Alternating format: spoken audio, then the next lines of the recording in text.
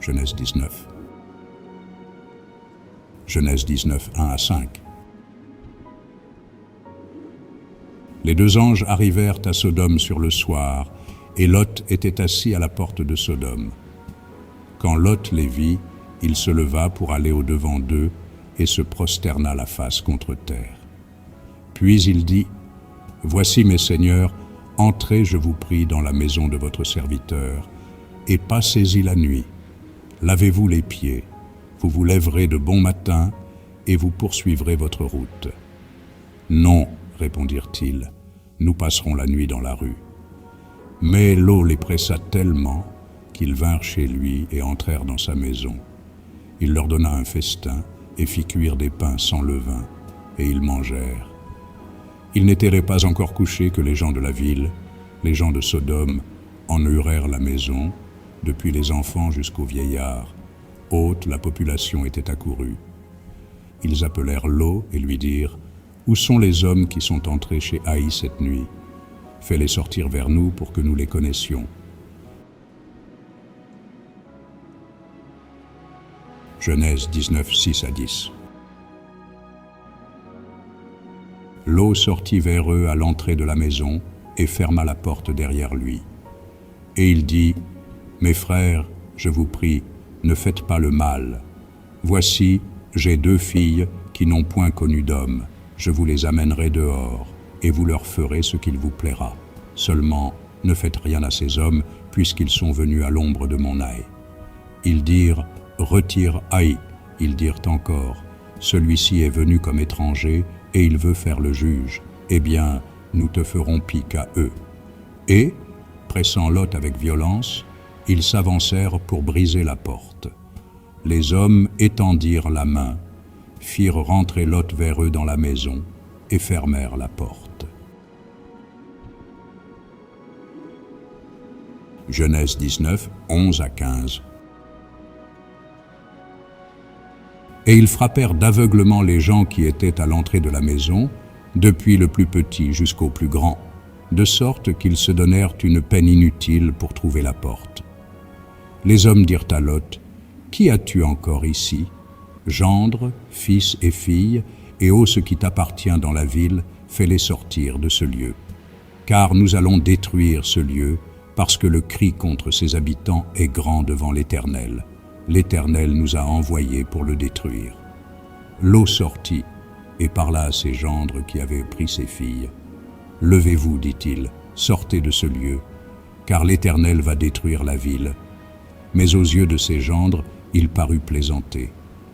Dès l'aube du jour, les anges insistèrent auprès de Lot en disant, « Lève-toi, prends ta femme et tes deux filles qui se trouvent ici, de peur que tu ne périsses dans la ruine de la ville. »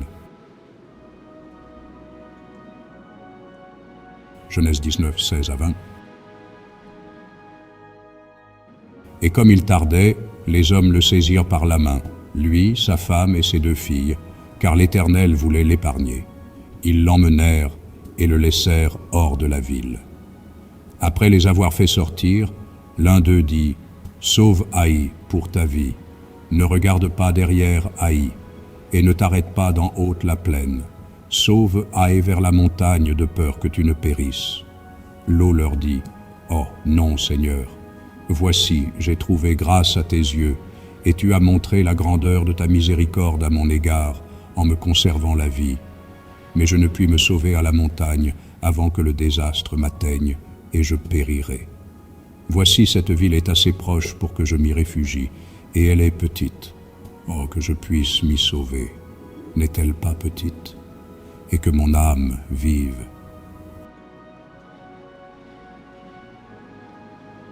Genèse 19, 21 à 25. Et il lui dit, « Voici, je t'accorde encore cette grâce, et je ne détruirai pas la ville dont tu parles. Hâte de t'y réfugier, car je ne puis rien faire jusqu'à ce que tu y sois arrivé. C'est pour cela que l'on a donné à cette ville le nom de Tsoar. » Le soleil se levait sur la terre lorsque Lot entra dans Tsoar. Alors l'Éternel fit pleuvoir du ciel sur Sodome et sur Gomorrhe du soufre et du feu, de par l'Éternel. Il détruisit ces villes ôte la plaine et hausse les habitants des villes et les plantes de la terre. Genèse 19, 26 à 30. La femme de Lot regarda en arrière, et elle devint une statue de sel. Abraham se leva de bon matin pour aller au lieu où il s'était tenu en présence de l'Éternel. Il porta ses regards du côté de Sodome et de Gomorrhe, et sur eau le terrière de la plaine. Et voici, il vit s'élever de la terre une fumée, comme la fumée d'une fournaise. Lorsque Dieu détruisit les villes de la plaine, il se souvint d'Abraham, et il fit échapper l'eau du milieu du désastre, par lequel il bouleversa les villes où Lot avait établi sa demeure. Lot quitta Tsoar pour la hauteur, et se fixa sur la montagne avec ses 2 filles, car il craignait de rester à Tsoar. Il habita dans une caverne, lui et ses 2 filles. Genèse 19, 31 à 35. L'aîné dit à la plus jeune, « Notre père est vieux, et il n'y a point d'homme dans la contrée pour venir vers nous, selon l'usage de Haus les pays. Viens, faisons boire du vin à notre père et couchons avec lui, afin que nous conservions la race de notre père. » Elles firent donc boire du vin à leur père cette nuit-là, et l'aînée alla coucher avec son père. Il ne s'aperçut ni quand elle se coucha, ni quand elle se leva. Le lendemain, l'aînée dit à la plus jeune, « Voici, j'ai couché la nuit dernière avec mon père.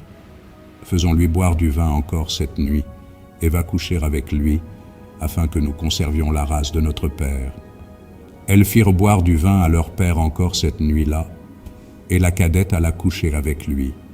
Il ne s'aperçut ni quand elle se coucha, ni quand elle se leva. Genèse 19, 36 à 38. Les 2 filles de Lot devinrent enceintes de leur père. L'aînée enfanta un fils qu'elle appela du nom de Moab. C'est le père des Moabites, jusqu'à ce jour. La plus jeune enfanta aussi un fils qu'elle appela du nom de Ben-Ami. C'est le père des Ammonites, jusqu'à ce jour.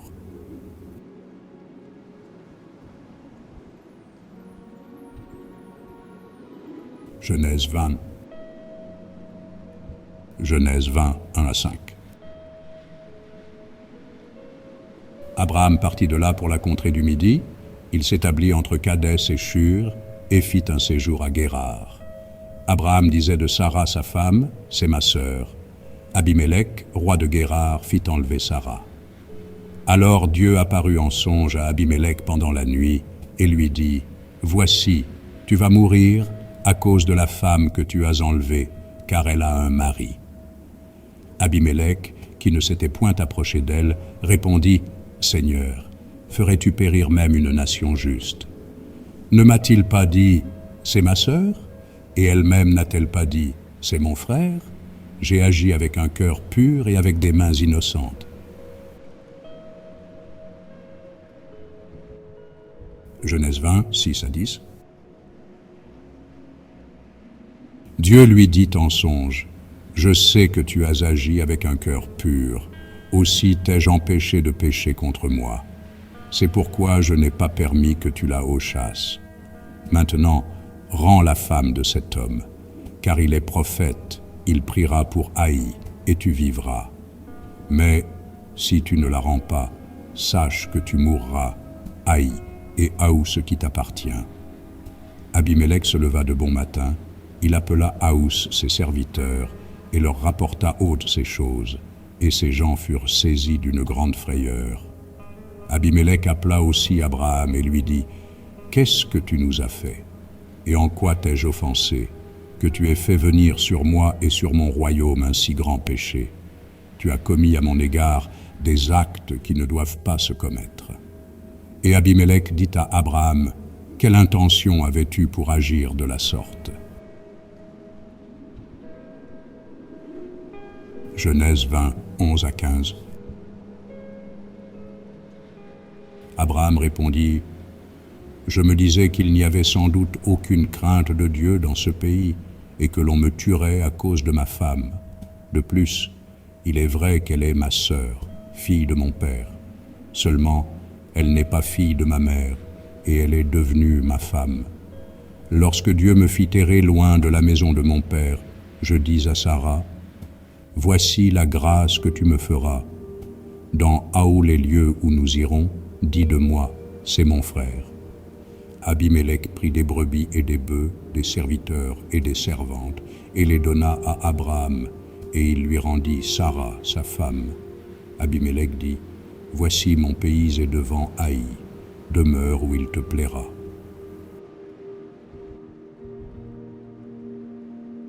Genèse 20, 16 à 18. Et il dit à Sarah, « Voici, je donne à un frère 1000 pièces d'argent. Cela te sera un voile sur les yeux pour Haos ceux qui sont avec Haï, et auprès de Haos tu seras justifié. » Abraham pria Dieu, et Dieu guérit Abimélec, sa femme et ses servantes, et elles purent enfanter. Car l'Éternel avait frappé de stérilité haute la maison d'Abimélec à cause de Sarah, femme d'Abraham.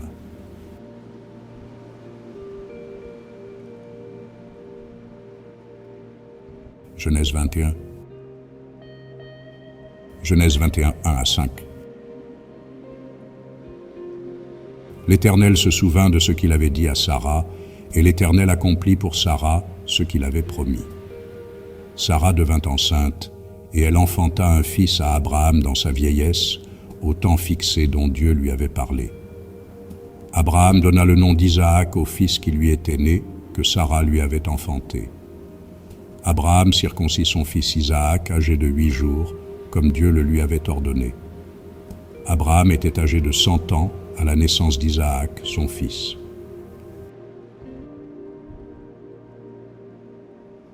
Genèse 21, 6 à 10.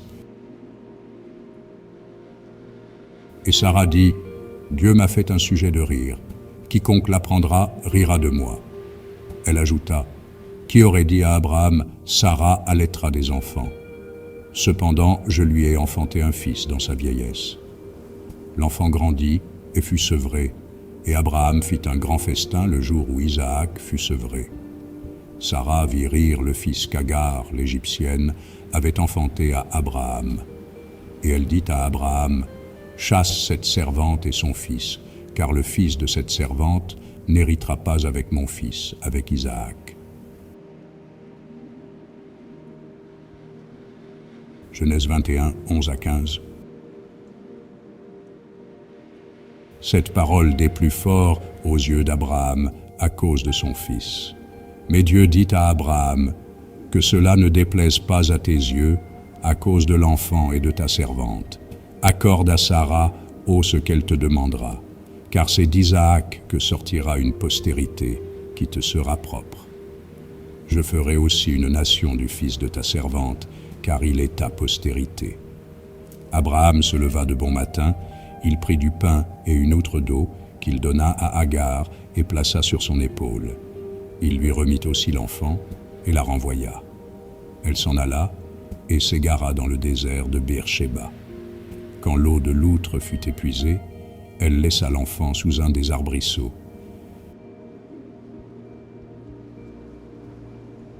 Genèse 21, 16 à 20. Et alla s'asseoir vis-à-vis, à une portée d'arc, car elle disait « Que je ne vois pas mourir mon enfant. » Elle s'assit donc vis-à-vis de lui, éleva la voix et pleura. Dieu entendit la voix de l'enfant, et l'ange de Dieu appela du ciel Agar et lui dit « Qu'as-tu, Agar? Ne crains point, car Dieu a entendu la voix de l'enfant dans le lieu où il est. Lève-toi, prends l'enfant, saisis-le de ta main, car je ferai de lui une grande nation. » Et Dieu lui ouvrit les yeux, et elle vit un puits d'eau. Elle alla remplir d'eau l'outre et donna à boire à l'enfant. Dieu fut avec l'enfant qui grandit, habita dans le désert et devint tireur d'arc. Genèse 21, 21 à 25. Il habita dans le désert de Paran, et sa mère lui prit une femme du pays d'Égypte. En ce temps-là, Abimélec, accompagné de Picol, chef de son armée, parla ainsi à Abraham. « Dieu est avec Haï, d'en haut, ce que tu fais. Jure-moi maintenant ici, par le nom de Dieu, que tu ne tromperas ni moi, ni mes enfants, ni mes petits-enfants, et que tu auras pour moi et le pays où tu séjournes la même bienveillance que j'ai eue pour Haï. Abraham dit, je le jurerai. Mais Abraham fit des reproches à Abimélec au sujet d'un puits d'eau, dont s'étaient emparés de force les serviteurs d'Abimélec. Genèse 21, 26 à 30. Abimélec répondit, « J'ignore qui a fait cette chose-là, tu ne m'en as point informé, et moi, je ne l'apprends qu'aujourd'hui. » Et Abraham prit des brebis et des bœufs qu'il donna à Abimélec, et ils firent aus 2 alliances. Abraham mit à part 7 jeunes brebis. Et Abimélec dit à Abraham, « Qu'est-ce que ces 7 jeunes brebis que tu as mises à part ?» Il répondit, « Tu accepteras de ma main ces 7 brebis, afin que cela me serve de témoignage que j'ai creusé ce puits. »